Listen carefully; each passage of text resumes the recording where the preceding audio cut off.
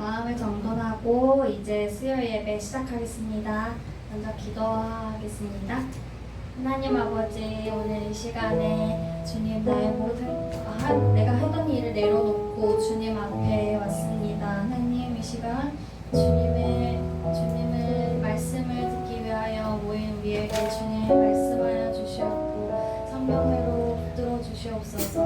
우리의 마음을 우리의 그 메말라 있던 마음을 주님의 은혜로 부어주셔서 주님 정말 그 마음이 주님의 말씀이 단단히 새겨질 수 있는 그런 마음에 같이 되게 하여 주시옵소서. 하나님 이 찬양이 오직 주님만을 찬양하기를 원하고 주님 이 시간에 함께하여 주시옵소서. 예수님의 이름으로 기도드렸습니다.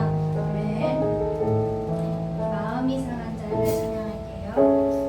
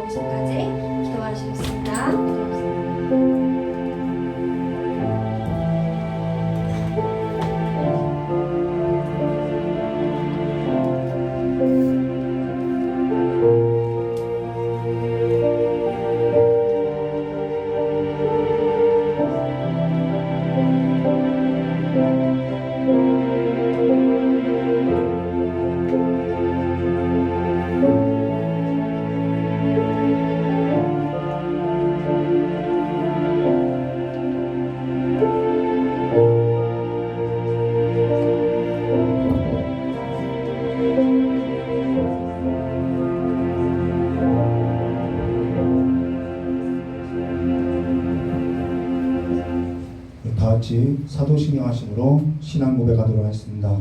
전능하사 천지를 만드신 하나님 아버지를 내가 믿사오며 그 외아들 우리 주 예수 그리스도를 믿사오니 이는 성령으로 잉태하사 동정녀 마리아에서 나시고 본디오 빌라도에게 고난을 받으사 십자가에 못 박혀 죽으시고 장사한 지 사흘 만에 죽은 자 가운데서 다시 살아나시며 하늘에 오르사 전능하신 하나님 우편에 앉아 계시다가 저리로서 산자와 죽은 자를 심판하려 오시라. 성령을 믿사오며 거룩한 공예와 성도와 서로통하는 것과 죄를 사해 주신 것과 몸이라에 사는 것과 영원히 사는 것을 믿사옵나이다. 아멘. 우리 찬송가 484장 다 같이 부르도록 하겠습니다.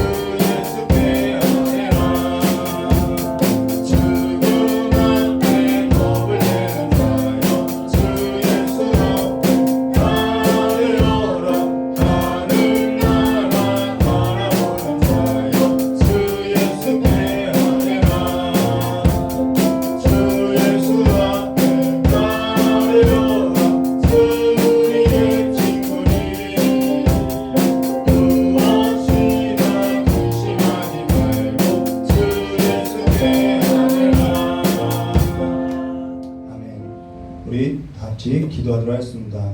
참 고맙고 감사하신 하나님 아버지, 오늘도 찬양으로서 아버지 앞에 먼저 예배를 드리는 우리 찬양팀 위에 함께해 주시었고, 또한 이 시간에 상한 마음을 갖고 아버지의 삶이 있음에도 불구하고 그 모든 삶을 뒤로하고 아버지의 부르심 앞에 나온 우리 귀한 성도님들의 그 모든 사정을 주님께서 돌보아 주시었고 주님께서 지켜주시었고, 이 시간에 하나님의 말씀을 들을 때에도 그 말씀이 우리 귀한 성도님들의 모든 삶에 아버지 그 상한 삶 위에 또한 삶을 뒤로 두고 한 그 모든 삶 위에도 하나님께서 은총을 베풀어 주실 간절히 원합니다. 9월 7일부터 27일까지 선교지에 가는 우리 귀한 목사님 가운데도 함께해 주시었고, 또한 남아있는 우리 사모님 그의 식구들 또한 이 교회도 하나님께서 함께해 주시었고, 이 예배 가운데도 하나님께서 임재해 주셔서 우리 각 사람 모든 사람들의 마음을 위로해 주시길 간절히 원하오며 기도하신 예수님의 이름으로 기도드리옵나이다.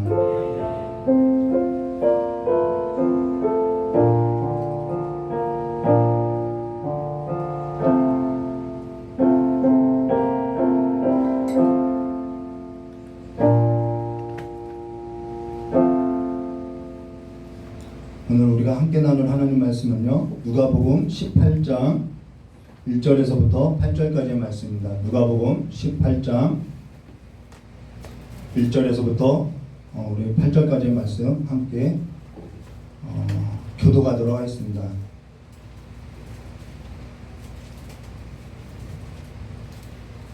누가복음 18장 1절서부터 8절까지의 말씀을 한 절 한 절 교도하도록 하겠습니다. 항상 기도하고 낭망치 말아야 될 것을 저희에게 비유로 하여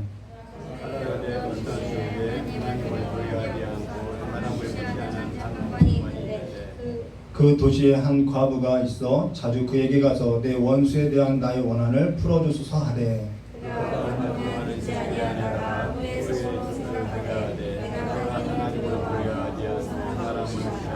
이 과부가 나를 번거롭게 하니 내가 그 원한을 풀어주리라. 그렇지 않으면 늘 와서 나를 괴롭게 하리라 하였느니라. 하물며 하나님께서 그 반납 부르짖는 택하신 자들의 원한을 풀어주지 아니하시겠느냐. 저희에게 오래 참으시겠느냐. 함께 하겠습니다. 내가 너희에게 이르노니 속히 그 원한을 풀어주시라. 그러나 인자가 올 때에 세상에서 믿음을 보겠느냐 하시니라. 아멘. 잠깐 기도하도록 하겠습니다. 좋으신 하나님 아버지, 꾸준함도 우리의 신앙에 있어서 그 꾸준함과 그 끝까지의 그 경주를 다하는 성도들이 될 수 있도록 복을 허락하여 주시길 간절히 원하오며 겨우신 예수님의 이름으로 기도드리옵나이다. 누가복음 18장 1절에서 8절의 말씀을 가지고요, 기도하고 낙심하지 말 것이라는 제목으로 우리 함께 나누도록 하겠습니다. 전에 저희 아내에게 이런 얘기를 한 적이 있어요. 그게 뭐냐면요, 난 열정이 없나 봐 라고 말했던 적이 있다는 것입니다. 그랬더니 저희 아내가 저에게 어째서 그런 생각을 하느냐 라고 묻길래 제 아내에게 난 누군가가 나에게 어떤 일을 함께 하자고 하면은 머뭇거리게 된다고, 뭔가 이렇게 적극적으로 하지 못한다라고 이야기했던 적이 있다는 것입니다. 그래서 나와 다른 사람을 보면은 정말 앞뒤 가릴 것 없이 정말 즉흥적으로 적극적으로 하는 모습을 보게 되면은 난 그런 사람들에 비하면은 나는 적극적이지 못하고 좀 외향적이지 못하다 보니까 나는 열정이 없는 것 같다라고 이렇게 이야기했더니 저희 아내가 저에게 이런 얘기를 했어요. 오빠, 꾸준한 것도 열정이야 라고 이야기했어요. 근데 그 말이 굉장히 저에게 위로가 되더라는 거예요. 꾸준한 것도 열정이라는 말이 저에게 위로가 됐고, 또 그것이 제 어떠한 살아가는 데 있어서 삶의 통력이 됐다는 것입니다. 그러면서 시작하는 것도 중요한데요, 뭐 아무나 시작할 수 있나요? 시작하는 것도 중요하다는 것입니다. 근데 끝까지 하는 것도 아무나 할 수 있는 것이 아니더라는 거예요. 끝까지 꾸준하게 그 밀고 나가는 것이 시작하는 것만큼 매우 중요하더라는 것이죠. 근데 오늘 저와 여러분이 쉬지 아니하고 끝까지 해야 할 것이 있다라는 거예요. 그게 뭐냐면요, 신앙이라는 것입니다. 신앙은요, 끝까지 해야 하는 것이고요, 꾸준하게 해야 한다라는 거예요. 중도에 하차하는 일이 없어야 한다는 것입니다. 성경에는 쉬지 말 것에 있어서 이야기하고 있죠. 안식일에는 누구도 아무 노동도 하지 말라라고 이야기하고 있어요. 쉴 것을 말하고 있죠. 근데 성경에는 그 안식일에도 쉬지 않고 일할 것에 있어서 이야기하고 있다는 것입니다. 그게 뭐냐면요, 신앙이더라는 거예요. 우리의 신앙은요, 주일날에도 지키고 살아간다는 것이죠. 간혹 신앙에 있어서 중도 하차하는 일이 있다는 것입니다. 사무엘은 기도하는 일에 있어서 쉬는 일을 범하지 않겠다라고 이야기하고 있죠. 그러면 어떤 일에 있어서 쉬지 아니한다고 이야기하냐면은 우리 예레미야서 23장 20절 말씀 보시면 이런 말씀이 있어요. 나 여호와의 노는 내 마음에 뜻하는 바를 행하여 이루기까지 쉬지 아니하나니 너희가 말이래 그것을 완전히 깨달으리라 라고 말씀하셨다는 거예요. 여호와의 마음에 뜻하는 바를 행하여 이루기까지 쉬지 않겠다라는 거예요. 창세기에도 그 말씀이 나오죠. 내가 밤과 낮과 쉬지 않겠다라는 말씀이 나오죠. 말일에 그것을 깨달아 알게 될 것이라고 말하고 있다는 것입니다. 그리고 사도행전 5장 42절에 저희가 날마다 성전에 있든지 집에 있든지 예수는 그리스도라고 가르치기와 전도하기를 쉬지 아니하니라 라고 말씀하셨다는 거예요. 그래서 사도행전 20장 31절에 그러므로 너희가 일깨어 내 3년이나 밤낮 쉬지 않고 눈물로 각 사람을 훈계하던 것을 기억하라 라고, 3년 동안 밤낮 쉬지 않고 눈물로 훈계했던 일을 기억하라고 말하고 있다는 것이죠. 데살로니가전서 2장 12절에는 이러므로 우리가 하나님께 쉬지 않고 감사함은 너희가 우리에게 들은 바 하나님의 말씀을 받을 때에 사람의 말로 받지 아니하고 하나님의 말씀을 받으니 진실로 그러하다. 이 말씀이 또한 너희 믿는 자 속에서 역사하느니라 라고 데살로니가 교인들에게 그렇게 말했다라는 거예요. 데살로니가 교회 교인들에게 사도 바울은 하나님께 쉬지 않고 감사한다라고 이야기하고 있다는 거죠. 근데 그 감사하는 내용이 뭐냐면은 그들이 하나님의 말씀을 받을 때 사람의 말로 받지 아니하고 성령의 능력과 권능으로서 하나님의 말씀으로 받는다. 그것이 감사하다라는 거예요. 그리고 그 말씀이 또한 그 믿는 자들 가운데서 믿는 자들 안에서 역사한다라고 이야기했다는 것입니다. 그리고 저와 여러분이 너무나도 잘 알고 있는 말씀이죠. 데살로니가 전서 5장 16절과 18절 항상 기뻐하라 쉬지 말고 기도하라 범사에 감사하라 이는 그리스도 예수 안에서 너희를 향하신 하나님의 뜻이니라. 이것이 하나님의 뜻이라는 거예요. 내 뜻이라고 하면 내가 이룰 수 없죠. 근데 이것이 하나님의 뜻이라는 것입니다. 그 뜻이 저와 여러분의 삶 가운데 이루어진다는 것이죠. 여호와의 마음에 뜻하는 바를 이루기까지 쉬지 아니하시는데 그 여호와의 뜻이 이루어진 삶이라는 것은 뭐냐면은 여호와의 마음에 있는 뜻이 이루어진 삶이라는 것은 뭐냐면은 늘 기뻐하고 쉬지 않고 기도하며 범사에 감사하는 일이라는 거예요. 여기 있어서 어떻게 이걸 부담된다고 이야기할 수 있어요. 그거는 이것을 내가 어떻게 한다라고 생각한다는 것은 내가 이 일을 해야 한다라는 것으로서 생각하기 때문에 못한다라는 거예요.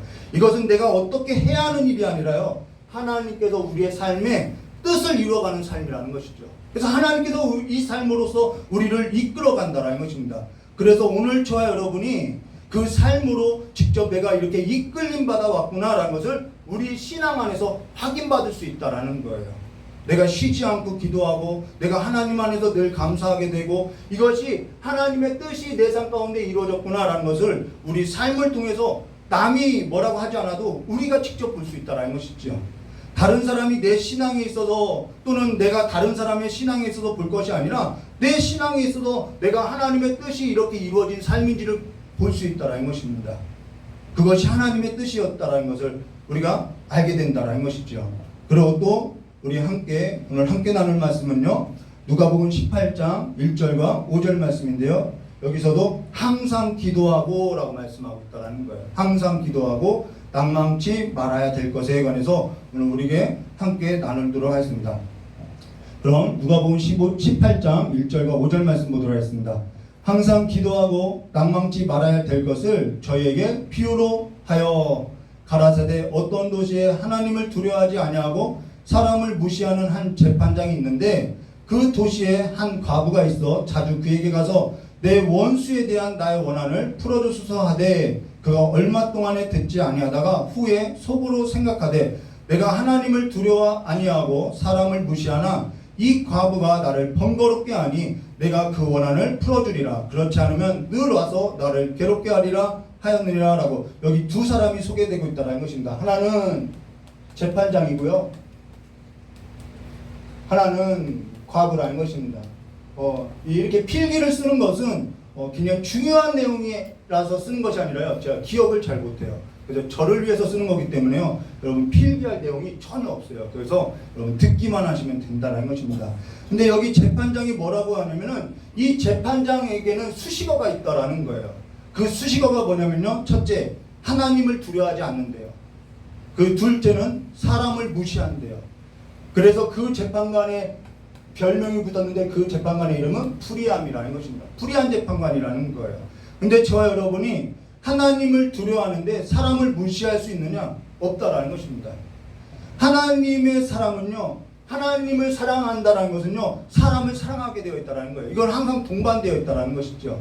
하나님을 두려워하지 않는데, 하나님을 두려워하는데 사람을 사랑할 수 있느냐? 그럴 수 없다는 것이죠. 근데 창세기 20장 1절과 18절 말씀 보시면은 아브라함이 네게부에서 그랄 지역으로 옮겨간다라는 거예요. 근데 아브라함이 그랄에 갔을 때 그랄의 왕 아비멜렉이 사라가 너무 이뻐서 이렇게 취해갔던 일이 있다라는 것이죠.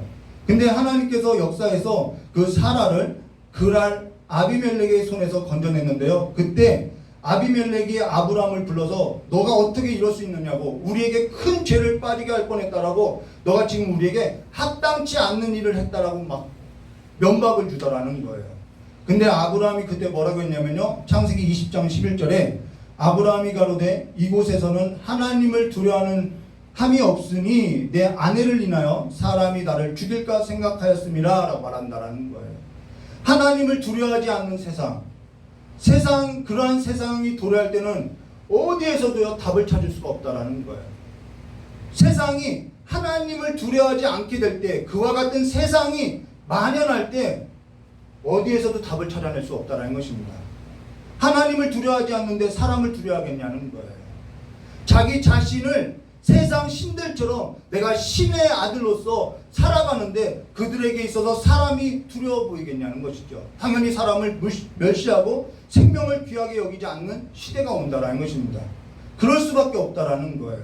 근데 여기 어떤 도시에 이 재판관이 있는데 그 재판관이 하나님을 두려워하지 않아요. 사람을 무시하는 재판관이라는 거예요. 그러면은 이거는 항상 따라다니는데 그와 같은 세상이라면요 어디에도 하소연할 수 없다라는 거예요.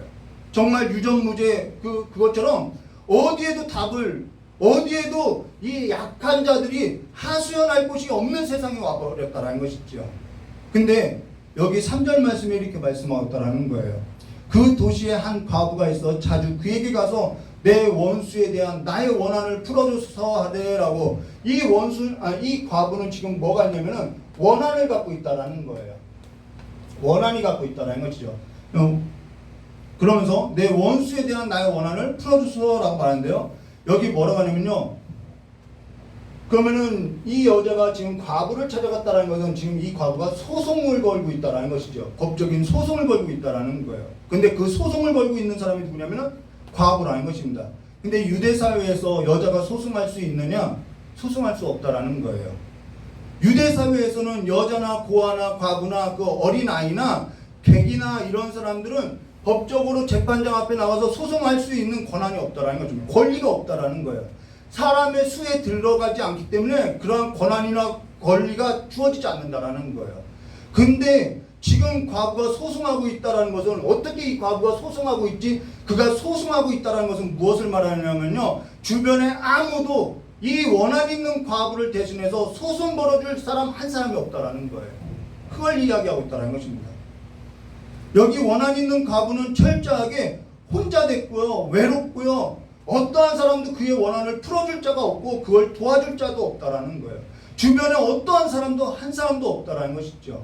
저와 여러분의 삶에서도 이렇게 외롭게 홀로 고립된 것처럼 주변에 도울 자가 없을 때처럼 그러한 상황들이 우리의 삶 가운데는 주어진다라는 거예요. 그러한 삶 가운데 지금 던져진 사람도 있을 것이고요. 그러한 경험이 있는 사람이 있다라는 것입니다. 아무리 외쳐도 도와줄 자가 없고 한 사람도 내 곁에 없을 때가 있다라는 거죠. 어떠한 것도 나를 대신해 줄 수 없을 때가 있다라는 거예요. 외로운 시기가 있다라는 것이죠. 어디에도 하소연할 데가 없을 때가 있다라는 것입니다. 근데 이러한 일을 위해서 유대 사회 안에서는 변호를 맡은 사람들이 있는데 그 변호를 맡은 사람이 누구냐면 서기관들이라는 거예요. 서기관들이 이러한 변호를 맡은 사람들인데요.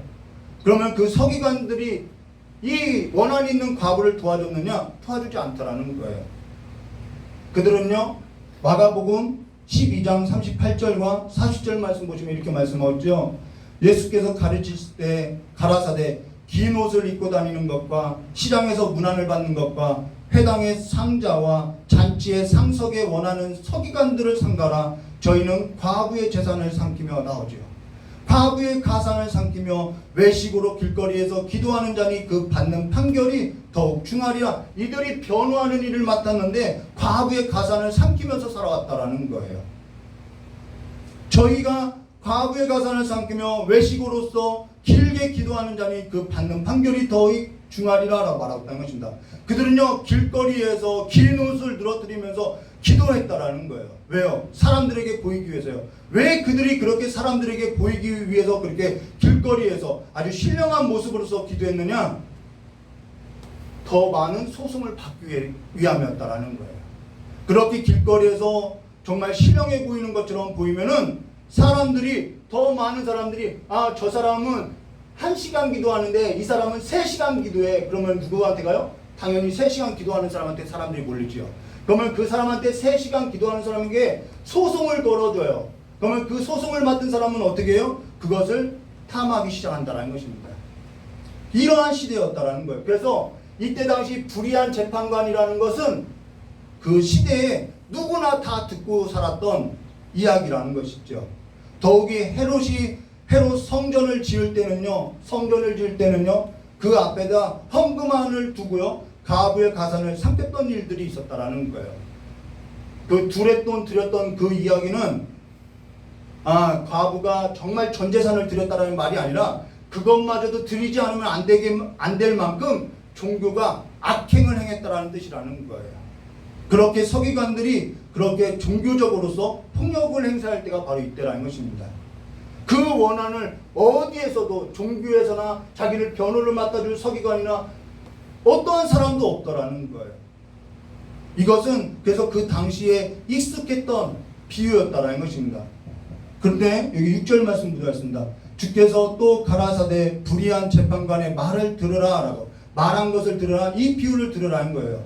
이들이 살았던 시대에는 이 불의한 재판관이라고 하면은 이들의 입 가운데 불의한 재판관, 도둑질하는 재판관이라는 것이 널리 퍼져 있었다라는 것입니다. 근데 여기 4절과 5절 말씀 보도하였습니다.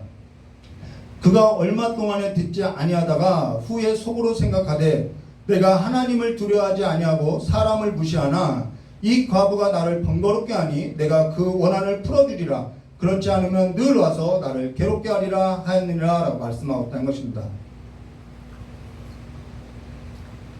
자, 여기 뭐라고 이야기하냐면은 그가 얼마 동안에 듣지 아니하다가 후에 속으로 생각하되 내가 하나님을 두려워하지 아니하고 사람을 무시하나 이 과부가 나를 번거롭게 하니 내가 그 원한을 풀어주리라. 그렇지 않으면 늘 와서 나를 괴롭게 하리라 하였느니라 라고 말씀하셨어요. 그러면서 대부분의 설교가 어떻게 이루어지냐면요, 끈질기게 기도하면은 하나님께서 응답해 준다라는 거예요. 이런 불의한 재판관도 응답해 줬는데 하물며 선하신 하나님께서 응답하지 않겠느냐? 끈질기게 기도하면 응답된다라는 거예요. 끈질기게 기도하면은 불의한 재판관도 괴로워서 응답하는데 하물며 불의하지도 않은 선하신 하나님, 의로운 재판장이신 하나님께서 이 끈질기게 우리가 물어뜯듯이 기도하면은 응답하지 않겠느냐라고 하는데, 그러나 누가복음 18장 1절과 8절의 말씀을 가지고 그와 같이 설교한다면요, 지금 누가복음 18장 1절과 8절에 예수님께서 비유로 전달했던 그 내용을 온전히 전달한 내용이 아니라는 거예요. 그러한 내용이 아니라는 것이죠. 물론 그렇게 해석해서 여러 성도들에게 기도의 훈련으로서 유익은 가져다 주었다라는 것입니다. 그러나 누가복음 18장 1절과 8절의 말씀은 그러한 내용이 아니라는 것입니다. 사실 많이 왜곡되어 있다는 것이죠. 여기 누가복음 18장 1절과 8절의 말씀은 예수님께서 전하신 비유는 끈질기게 기도하면은 거기에 무게의 중심이 없다라는 거예요. 먼저 이 과부에 대한 이야기가 어떠한 이야기인지 우리가 좀 풀어내야 한다는 것입니다. 원한이 있다는 것은 무엇을 말하냐면요, 억울한 거예요. 우리가 언제 억울하냐면요, 내가 잘못한 것이 없는데 내가 당했어요. 내가 피해를 받았어요. 그럼 억울한 것이죠. 내가 잘못한 것이 없을 때 우리는 억울하다고 한다라는 것입니다. 근데 내가 잘못한 것이 있다고 하면 우리는 억울하다고 말하지 않는다라는 거예요. 억울하다, 이 원한이 있다라는 것은, 억울하다라는 것은 반드시 뭐가 전제되어야 하냐면요, 내가 잘못된 것이 없다라는 거예요. 그때 억울하다는 것입니다. 만약에 오히려 내가 잘못된 것이 있어요, 내가 잘못한 것이 있다고 한다면은 불의한 재판장, 그것도 불의한 재판장에게는 나갈 수도 없죠. 나간다고 해도 오히려 욕을 얻게 되죠. 수치를 당하죠. 그의 가슴을 찌르는 말이 될 수도 없죠. 오히려 형벌을 당하게 된다는 거예요. 억울하다라는 것은 무엇이 전제되어야 하냐면요, 뭐라고 했죠? 억울하다라는 것은 잘못된 것이 없어야 한다는 거예요.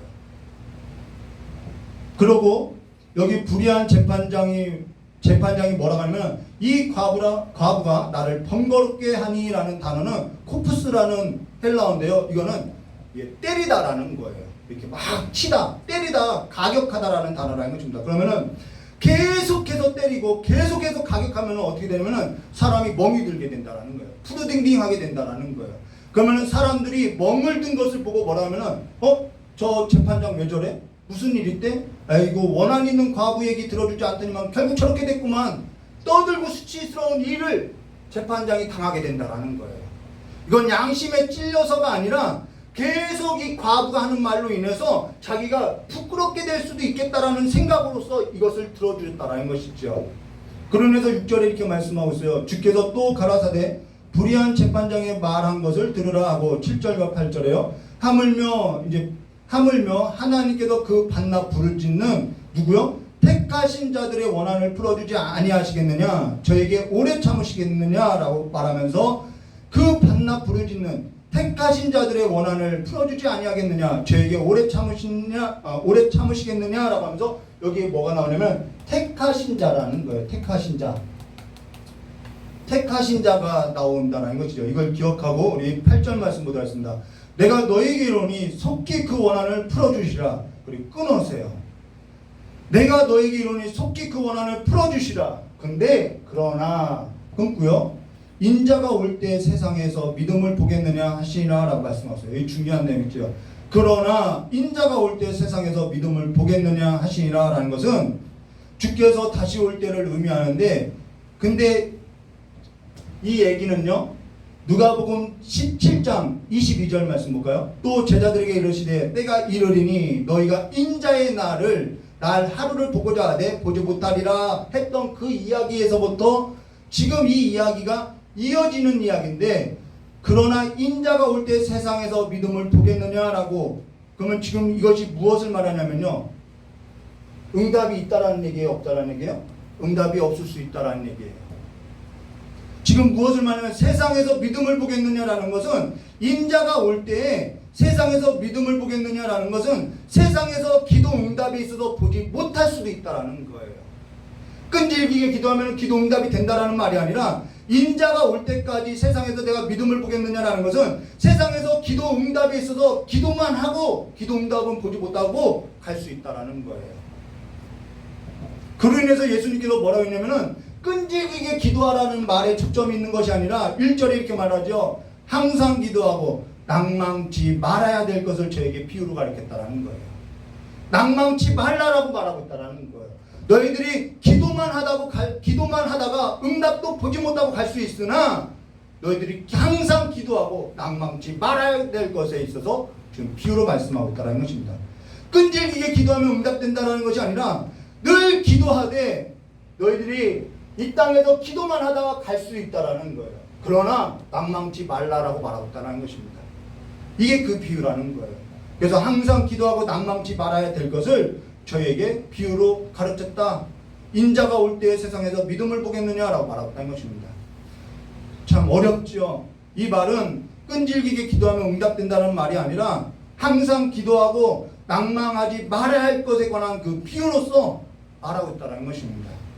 살아있는 동안에 기도 응답에 있어서 보지 못하니까 못할 수도 있다라는 거예요. 근데 살아있는 동안에는 응답이 있어서 보지 못하고 기도만 하고 갈 수도 있다라는 뜻이죠, 이 말이. 그러면 기도 응답되지 아니한 것 아니냐? 이거 기도 응답되지 않은 것 아니냐? 우리가 보지 못했으니까, 내가 살아있는 동안에 기도 응답이 있어서 보지 못했으니까 이거 기도 응답이 없는 것 아니냐? 그렇게 말할 수 있으나 그게 아니라는 거예요. 그동안에 뭐라고 가르쳤느냐? 항상 기도하고 낭망치 말아야 될 것을 가르쳤다는 것입니다. 그로 인해서 오늘 저와 여러분이 기도에 있어서 응답에 초점이 가야 하는 것이 아니라 저와 여러분의 기도의 지경이 좀 넓어져야 한다는 거예요. 오늘 저와 여러분의 기도의 지경이 어디에 갇혀 있냐면요, 응답됐느냐 안 됐느냐, 여기에 갇혀 있다는 거예요. 내가 기도했는데 응답됐나 안 됐나, 거기에 갇혀 있다는 것입니다. 그러니까 뭐라고 하냐? 기도해도 아무 소용없네. 그러니까 어떻게 해요? 형식만 왔다 갔다 하는 종교인이 되더라는 거예요. 기도해도 아무 응답 없던데? 아무 일도 일어나지 않던데? 다른 사람 기도는 응답되던데 나는 응답되지 않던데? 그러고 나서 또 뭐라 하냐면 응답되면요, 나 응답됐다고 그러면서 뭐예요? 신앙 버리고 엉뚱한 일을 하더라는 거예요. 하나님의 기도의 초점은 응답됐느냐 안 됐느냐의 초점이 있지 않다라는 거예요. 사람들이 응답되면은 문제 해결됐다고 세상으로 다시 나가요. 기도에 응답이 없으면은 나는 믿음이 없나 봐. 하나님이 응답도 안 해주나 봐. 그 신앙을 포기해버려요.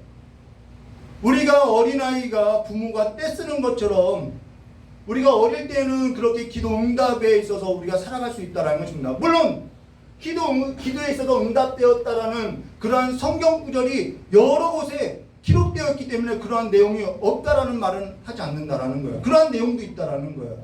그러나 오늘 저와 여러분에게 예수님께서 이 비유로 가르친 것은 기도 응답에 있어서 말하는 것이 아니라 그 기도의 응답의 지경을 넘어서 하나님의 역사를 보라라는 것에 있다라는 것입니다.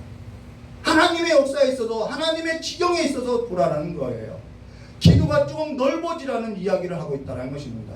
오늘 저 여러분이 사는 것은 내가 잘해서 살아가는 것이 아니라는 거예요. 내가 잘해서 살아가는 것이 아니라는 것입니다. 우리가 조금 기도에 있어서 오늘 보면요, 요한복음 11장, 우리가 왜 기도해야 하느냐, 요한복음 11장 42절에 예수님도 아버지께서 기도를 거절해 주셨죠. 근데 예수님께서 항상 기도했어요. 요한복음 11장 42절에 항상 내 말을 들으시는 줄을 내가 알았나이다. 왜 기도해야 하냐면은 항상 내 기도에 귀를 기울이시는 아버지가 있기 때문에 우리는 기도해야 한다는 거예요. 예수님께서 요한복음 11장 42절에 항상 내 말을 들으시는 줄 내가 알았나이다. 그러나 이 말씀을 하옵는 것은 둘러선 무리를 위함이니 곧 아버지께서 나를 보내신 것을 저희로 믿게 하려 함입니다. 라고 주님께서 항상 내 말을 들으시는 줄 내가 알았나이다 라고 말하고 기도라는 것은 여기에 있다라는 거예요. 기도라는 것은 아버지께서 항상 내 말을 내가 하소연해도 어딘가 세상 가운데서 내 목소리를 들어주지 않는데 아버지는 내 목소리를 항상 듣고 계시니까 우리는 기도한다라는 거예요. 기도의 눈이 우리의 기도의 시선이 달라져야겠죠. 그래서 쉬지 말고 기도하라. 데살로니가전서에 그것이 하나님의 뜻이니 예수 그리스도 안에 있는 너희를 위한 하나님 아버지의 뜻이라고 할 때 쉬지 말고 기도하라는 것은 아버지께서 항상 우리의 기도를 듣고 있다라는 것을 말해주고 있다라는 거예요. 너는 쉬지 말고 분마다 때마다 막 그렇게 기도하라는 말이 아니라 자지도 말고 기도하지 말라는 얘기가 아니라 아버지께서 항상 우리의 입술에 듣고 있음을 말해줬다는 것입니다. 근데 정말 기도에 응답이 없느냐? 내가 못 받다고 해서 기도에 응답이 없느냐? 그렇지 않다라는 거예요. 오늘 저 여러분이 사는 것은 내가 잘해서 사는 것이 아니라 내가 모르는 어떤 사람이 이 교회 찬 마룻바닥에서 무릎을 꿇고 기도해 왔기 때문에 오늘 저와 여러분이 이만큼 살아가고 있다는 거예요. 그들은 기도만 하고 갔다라는 거예요. 그들은 응답에 있어서 보지 못했다라는 거예요. 그러나 후손들이 그만큼 살아가더라는 거예요. 지금 이 민족이 이만큼 사는 것은요, 이 민족을 위해서 눈물 뿌리고요, 피를 흘렸던 기도의 사람들이 있었기 때문이라는 거예요. 그들은 기도만 하고 갔죠. 응답도 보지 못하고 갔죠. 눈물로 기도만 하고 갔죠. 근데 지금 저와 여러분이 그 열매를 먹고 살아가고 있다는 거예요. 그게 하나님의 역사고 하나님의 응답이라는 것이죠. 제 아내가 저에게 이런 얘기를 했어요. 제 아내의 친할아버지가 사고로 돌아갔어요. 할아버지가 사고로 돌아가고 나서 저에게 찾아와서 막 펑펑 우는 거예요. 그런데 제 아내가 저에게 이제는 저는 그때 제 아내가 왔을 때 그때는 할아버지 사고로 인해서 너무나 좋아했던 그 할아버지가 사고로 인해서 돌아가서 슬퍼서 우는 줄 알았어요. 근데 제 아내가 저에게 이제는 누가 할아버지가 밤새 기도한 그 기도에 있어서 누가 하냐고. 할아버지와 같이 기도하는 자녀가 없는데 누가 할아버지와 같이 그렇게 밤새 자손들을 위해서 새벽부터 또 밤에 그렇게 성전에 나와서 기도하냐고. 그러면서 울더라는 거예요. 제 어머니는 나이가 들어갈수록 기도하시고 계세요. 제 어머니가 기도한 걸 지금 누가 누리고 살아가는 거예요? 저와 저희 형제들이 함께 누리고 살아간다는 것입니다. 기도는요, 하나님의 역사를 이루어가고 있다는 거예요.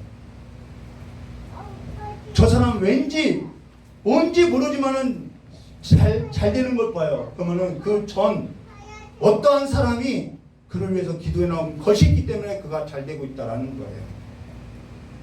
그러면서 7절 이렇게 말씀하세요. 하물며 하나님께서 그 반나 부르짖는 택하신 자들의 원한을 풀어주지 아니하겠느냐. 저에게 오래 참으시겠느냐라고 여기 그 반나 부르짖는 택하신 자들의 원한을 풀어주시지 아니하겠느냐라는 것은 당시 우리가 그때 당시를 돌아가야겠죠. 당시 예수를 믿는 사람들, 예수를 주로 고백하고 살았던 예수를 따랐던 성도들의 삶을 말해준다는 거예요.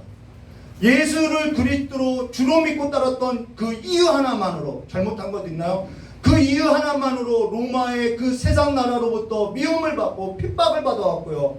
예수를 주로 고백하는 그 고백 하나로만으로 완전히 그들은 세상으로부터 내동댕이 쳐졌다라는 거예요. 그게 성도의 삶이었죠. 세상을 등지고 살아갔죠.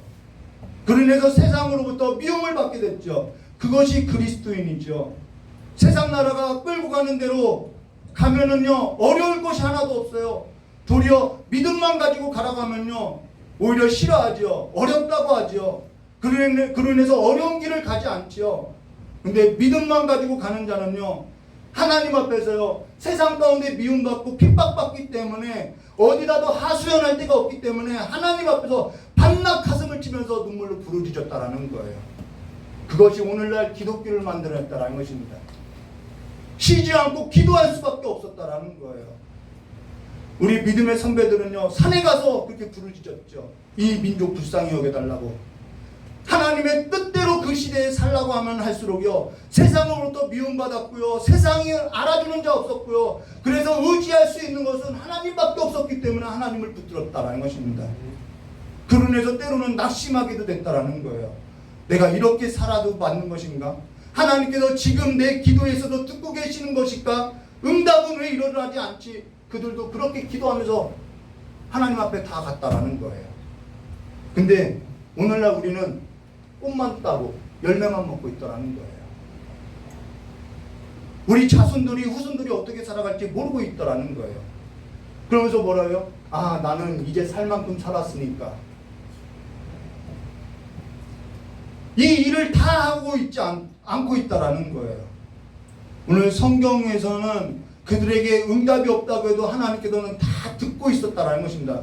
그러니까 항상 기도하고 낭망치 말 것에 관해서 이렇게 비유로 말씀하고 있다는 것이죠.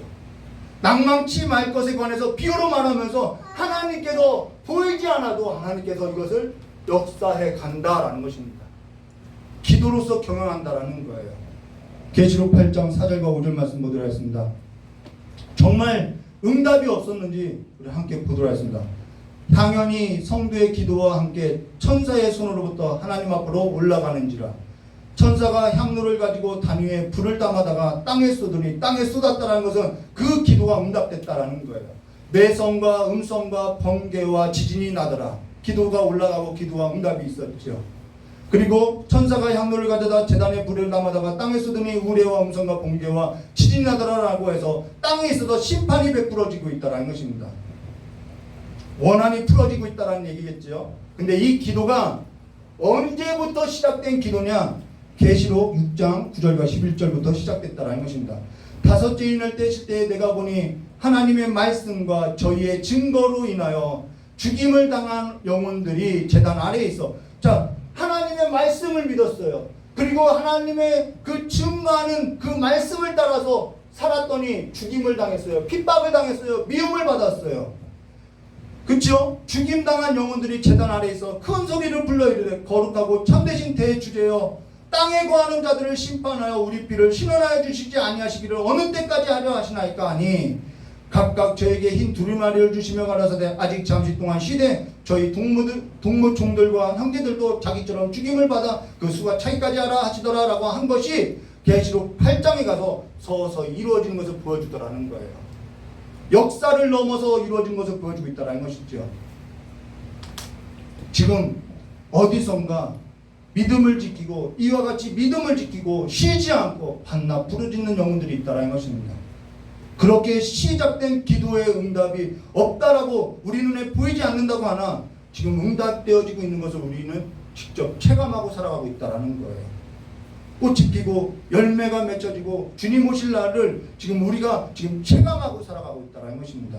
오늘 저 여러분이 기도하고 이 일에는 이 응답을 넘어서 하나님의 역사에 동참하는 기도의 사람들이 되시기를 주님의 이름으로 축원합니다.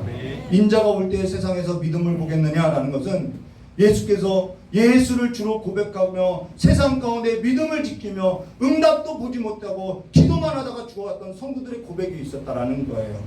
그러나 그들의 기도가 지금 저와 여러분을 있게 했고요. 그러고 지금 저와 여러분은 이제는 인자가 올 때 어떠한 삶에서도 믿음을 지켜나가겠느냐는 것이죠. 응답이 없다고 낭망할 것이 아니라 노아의 시대와 같이 모든 사람이 세상을 쫓아도 노아 한 사람이 하나님의 은혜를 입어서 믿음을 지켰던 것처럼 오늘 저와 여러분은 한낱 부르짖지 않는다는 것입니다. 자녀를 위해서 기도하시고요. 인자가 올 것에 있어서 깨어 기도하고요. 늘 기도하되 낭망하지 말며 이제는 앞으로 참 좋은 기회에 있어서 믿음을 지킬 성도들을 위해서 기도해야 하고요. 그들이 믿음을 지켜내야 할 때는 지금 저와 여러분이 믿음을 지키는 이 시대보다 더 어려운 시대를 살아가게 될 거라는 거예요. 더 어려운 시대를 자손들이 살아가게 될 거라는 거예요. 근데 지금 내 마음이 노아 때와 같이 그 물결 가운데 빠져 있는 자들과 같이 그 물 위에 섞여서 살아가면 되겠느냐 이것이죠.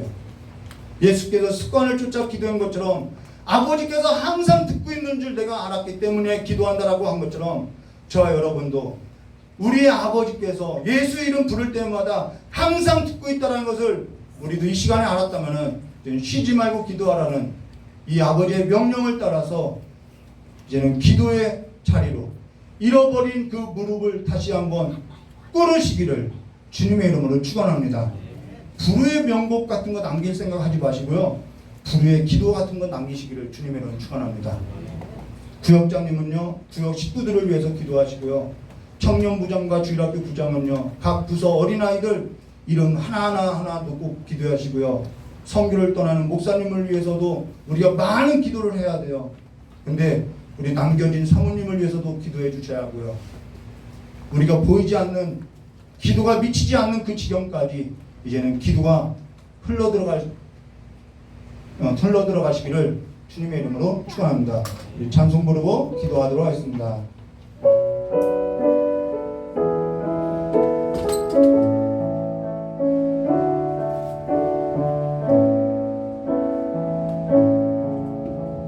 슬픈 마음 있는 자,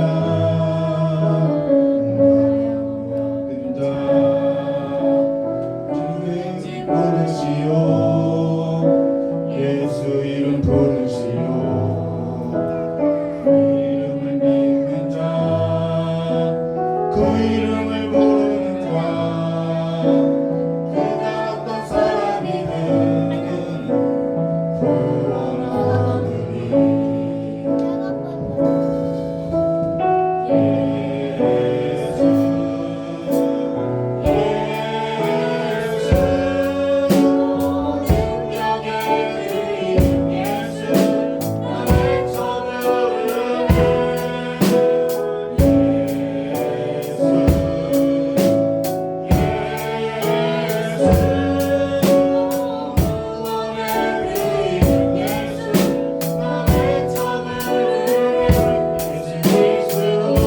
다시 한번 고백하도록 하겠습니다. 술만 믿는 자, 목마름만 믿는 자, 누구인지 모르시오. 예수 이름 부르시오. 그 이름을 믿는 자, 그 이름을 모르는 자, 그가 어떤 사람이든 구원하느니.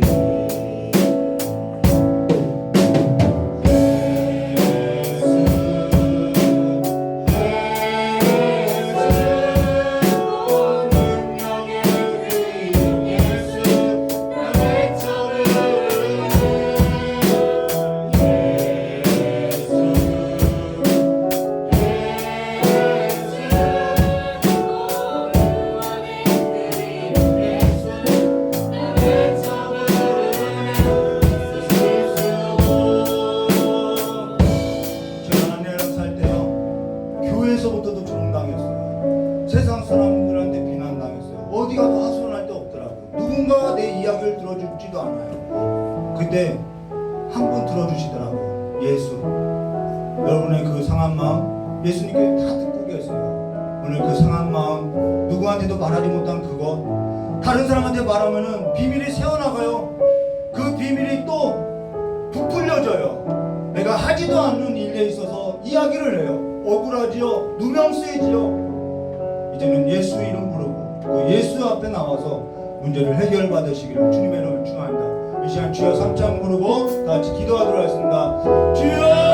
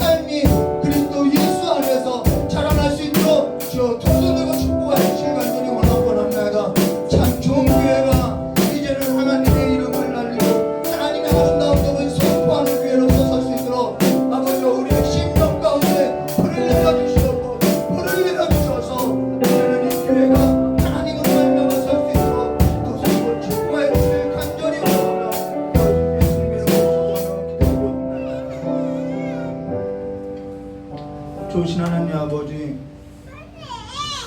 이제는 항상 기도하고 낭망하지 말 것에 관해서 우리가 보았사오니 아버지, 이제는 이 말씀을 의지해서 이제는 날마다 잃어버렸던 그 기도의 자리를 지키고 이제는 후순도를 위해서, 교회를 위해서, 무엇보다도 잃어버렸던 내 신앙에 있어서 기도하며 다시 일어서는 성도들이 될 수 있도록 주여 역사해 주시옵고, 구역장들, 구역원들, 청년부, 또한 청년들, 아버지 청년들 세상 가운데서 믿음 지키고 살아가기가 너무나도 어렵고, 그 세상 가운데서 혼인하기도 어렵고 모든 것을 포기해야 할 때오니 이제는 그들의 삶 가운데 예수가 소망이 되어서 다시 한번 예수의 힘을 얻고 다시 한번 그 세상을 등이 이겨나갈 수 있도록 주여 그들의 삶을 붙들어 주시었고, 어린아이들의 삶 가운데 세상의 물결이 그들을 삼키려고 하도 아버지의 전능자의 손으로서 어린아이들이 어릴 때부터 아버지의 그 붙들어 주심으로 말미암아 약속하심으로 말미암아 그 아이들이 귀하게 자라날 수 있도록 구별되어서 자라나고 믿음을 지키고 아버지 그들이 또한 하나님의 믿음의 사람으로서 이 세상을 이끌고 나갈 수 있도록 믿음 더하여 주시길 간절히 원하고, 아버지여 복음을 들고 나가고 하나님께서 주신 은사와 능력을 가지고 선교의 현장을 떠나는 우리 귀한 목사님 가운데도 함께하사 그 죽은 영혼들, 위로받고 싶어하는 그 영혼들을 살리고 더욱이 우리 귀한 목사님 아버지 그 몸과 영혼이 상하지 않도록 천군과 천사를 보내사 지켜 보호하여 주시길 간절히 원하오며 귀하신 예수님의 이름으로 기도드리옵나이다. 우리 찬송가 487장 부르시고 주기도문으로 수요예배 마치도록 하겠습니다.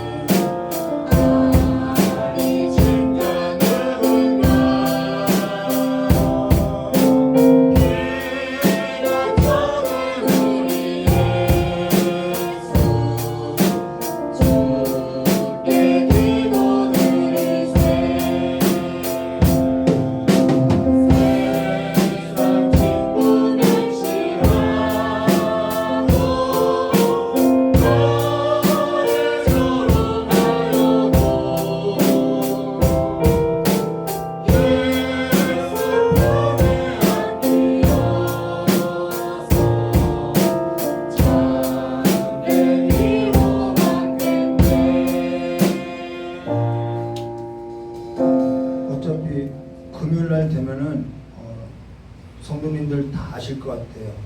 지금 계속해서 이렇게 교회 오고 나서 저녁에 8시에 기도하고 있어요. 교회를 위해서 또 성도님들을 위해서 다 기도하고 계시는데요. 또 9월 7일 날 목요일 날 되면 우리 목사님 선교지 가거든요. 그래서 여러분 강요 아니에요. 여러분들이 마음에 감동 오신 분들은 시간을 내서 기도하셔도 좋을 것 같아요. 8시면은 매일 와서 기도하고 있어요. 오늘 우리 주기도문으로 수요예배 마치도록 하겠습니다. 하늘에 계신 우리 아버지여, 이름이 거룩히 여김을 받으시오며 나라의 임하옵시며 뜻이 하늘에서 이루어진 것 같이 땅에서도 이루어지리라. 오늘 우리에게 일용할 양식을 줍시고 우리가 우리 죄진자를 사하여 주는 것 같이 우리 죄를 사하여 줍시고 우리를 시험에 들게 하지 마옵시며 다만 하여서 구하옵소서. 대개 나라와 권세 영광이 아버지께 영원히 있사옵나이다. 아멘.